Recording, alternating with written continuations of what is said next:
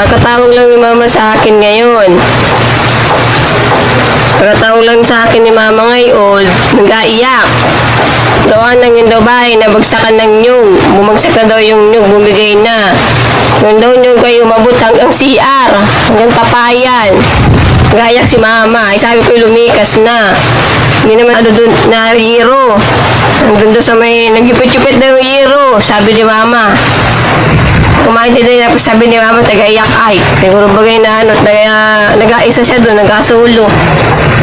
Dahil katawagan mo ako. At bigyan din kita ng pampagawa. Ha? Maambag ako sa iyo.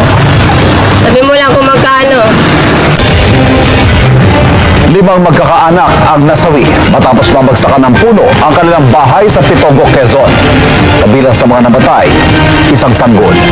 Ang bayan ng Pitogo, actually sakahan ito, Ivan. At sa aking likuran, hindi na lang maaninag, Ivan, mga kapuso, kasi madilim na po. Pero dyan po, yung bahay na binagsakan ng isang puno, 5 po agad ang namatay sa insidenteng yan.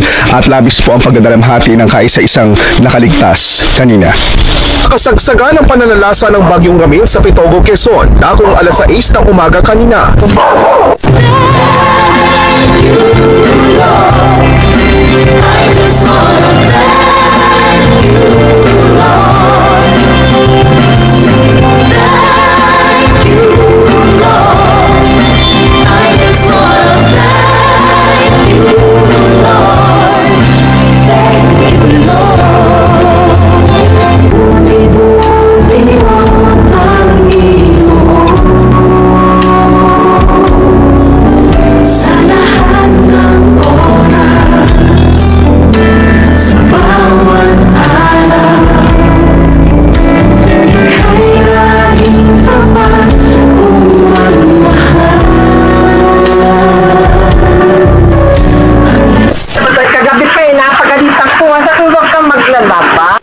Tandaan nyo, wala nang ibang dahilan ng buhay kundi para kumilala tayo sa Diyos.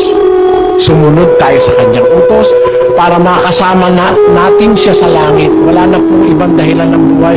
Wala namang kwenta ang buhay kung ikaw mayaman ka. Maiiwan mo naman Ha? 40 milyong hektarya ng lupa ang pag-aari mo. Ang titulo mo, ganyan kakapal ang dami. Pag namatay ka, anin mo yun. 1 metro kudrado ka lang. Minus God, then everything will be in vain. Alisin mo ang Diyos, wala na pong kwenta ang buhay. Wala nang sagot ang ibang tanong pag wala ang Diyos. Kung hindi man kami nakapagpasa pa ng batas para habulin kayo, may batas po ng Diyos. Kaya umanda kayo. Yung mensahe ko naman, tandaan po ninyo, ang mga kababayan natin, pagka pumatak ang luha niyan sa lupa, dumadaguntong po yan, papunta sa langit, humihingi ng Palagay nyo kung lumindol kaya ang intensity, may matira kaya sa mundo? Kaya lang, nagpapahinuhod ang Diyos. Nagtitiis pa siya. Gusto niya pang may magbalik. Huwag mong iuwi sa wala ang payo ng Diyos. Otherwise, pag dumating ang kasakunaan sa'yo, pag dumating yung takot sa'yo, tatawag ka, hindi na ako sasagot. Tandaan po natin, hanggat may baha, may buhaya. Maraming salamat po, Ginoong Pangulo. Mr. President. Majority Leader. Delikado pala, Mr. President, pag may baha, talagang may buhaya. Mr. President, the good gentleman from Bulacan are